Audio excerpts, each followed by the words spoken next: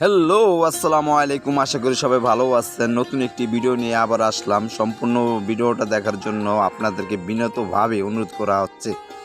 এখন আমাদের সহকারী তো সাইড মারতেছে, তো কানিসের যে সাইডগুলো আছে সাইডগুলো মারতেছে, তো সম্পূর্ণ মারা ওকে শেষ হয়ে গেছে গা।